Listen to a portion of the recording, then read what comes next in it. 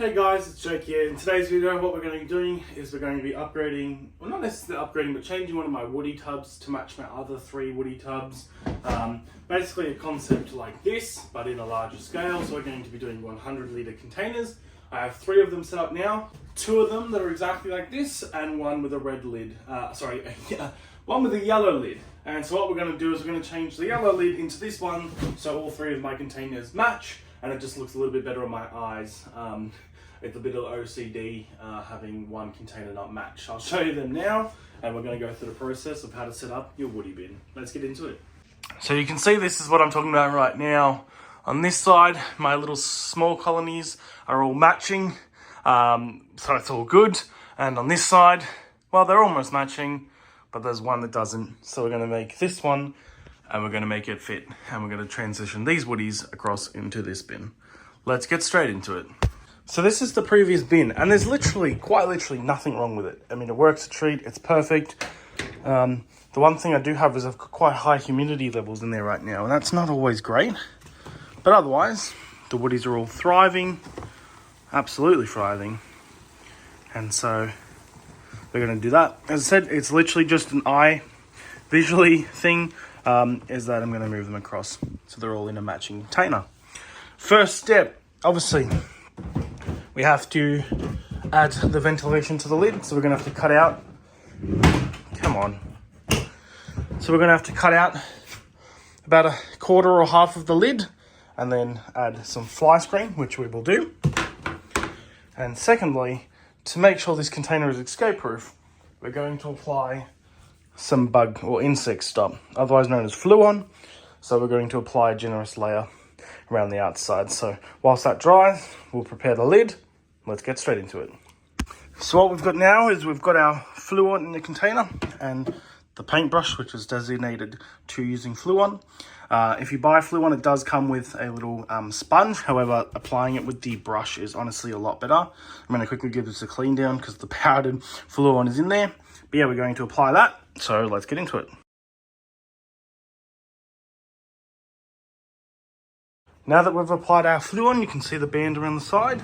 We're going to push this aside, let it dry, and we're going to grab a Stanley knife to then cut out the lid. Now that we've cut the hole out of the lid, it's time to put the fly screen on. Let's get to it. Grab your roll of fly screen, and we need to cut it to the size of the hole. Now that you've got your fly screen cut to size, it's time to get your hot glue gun on, getting ready to glue it and attach it to the top. Alrighty, so I've finished the hot glue. Now this stage does look a little bit messy, which is why I do it on the inside of the lid. That way the outside still looks nice and clean.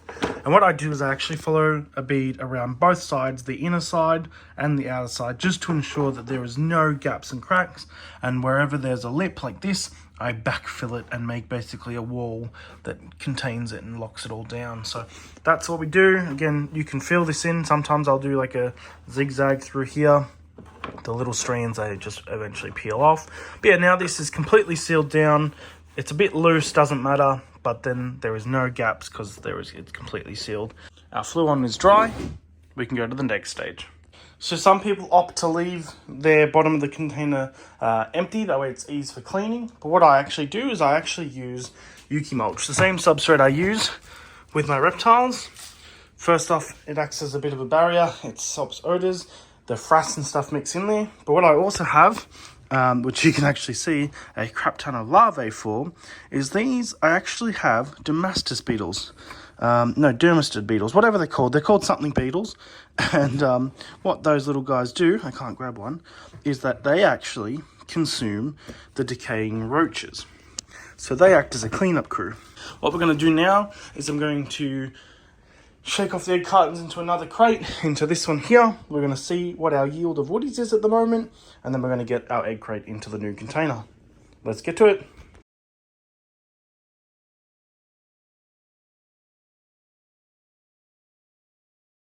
Alright, so what we have now is a few woodies. This is a portion, this is one of our colonies. You can see there, I don't have a great light in this room. My light does, whoa! My light does bugger all, but yeah, there's a large selection of woodies, and then you can see with amongst the substrate there is still so many more. So we're going to utilize this same substrate. It's all dried out. Yuki mulch usually can be quite damp in the bag. So we're going to utilize this substrate to make sure we get across all of the woodies that are still hiding in our old container. So here you can actually see the fluon at work. These woodies, now that they have nowhere to hide, they're all trying to run out. But they can't climb past this fluon barrier. You can also use stuff like Vaseline, in which I do find Vaseline a little bit more effective.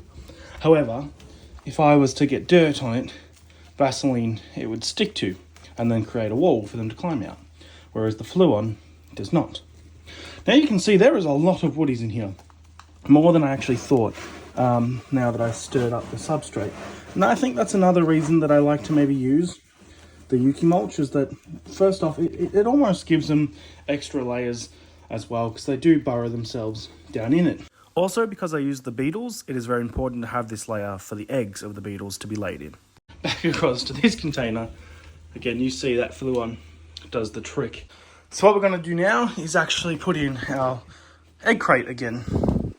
Now, what we do is how I'm going to set up in this is I'm going to have a couple egg crates off to the side, and then I'm also going to have a row down the middle.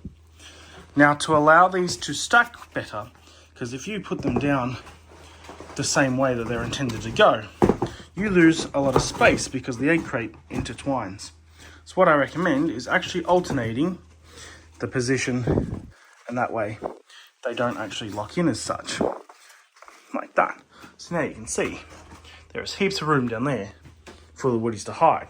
So let's get our egg crate in and then start again and add the rest of our colony.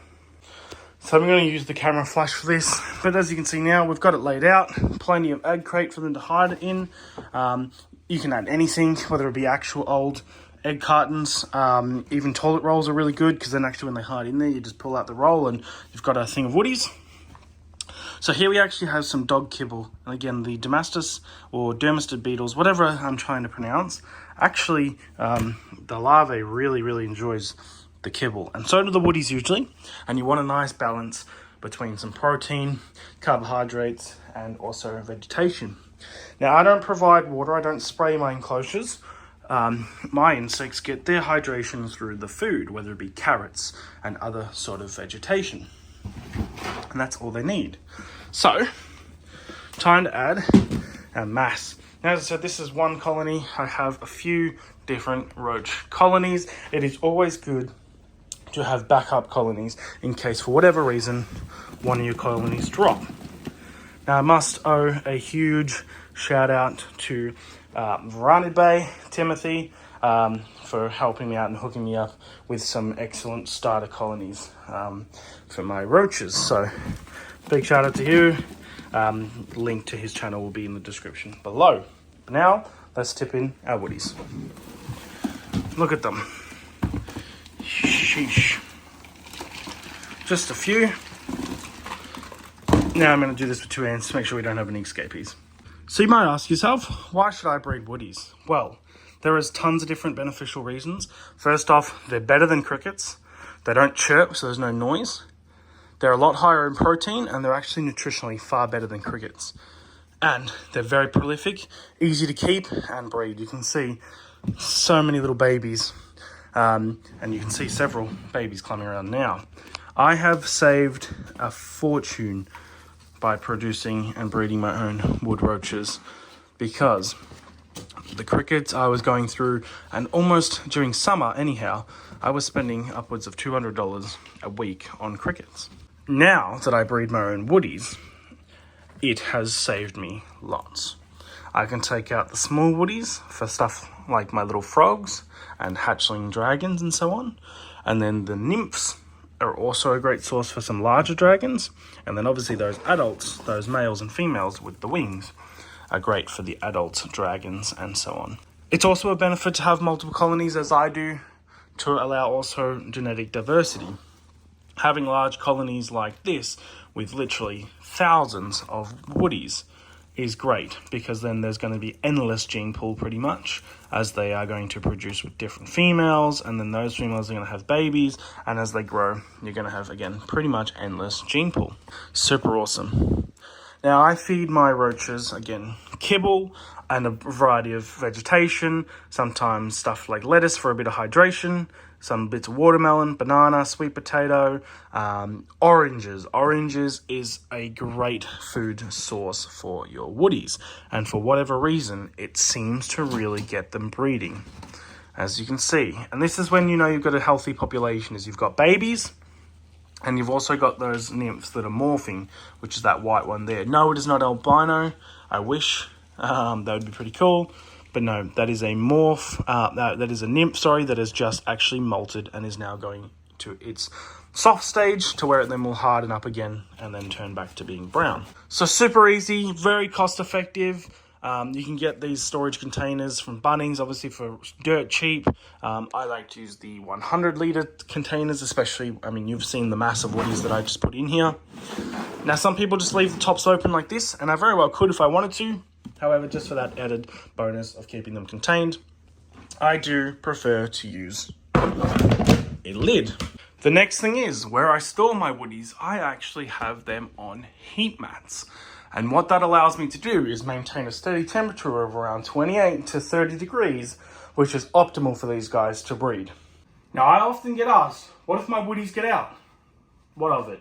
During summer, you might find they might be able to live for a little bit longer, but to actually breed and thrive, again, they need to be kept at those temperatures of 28 to even 35 degrees.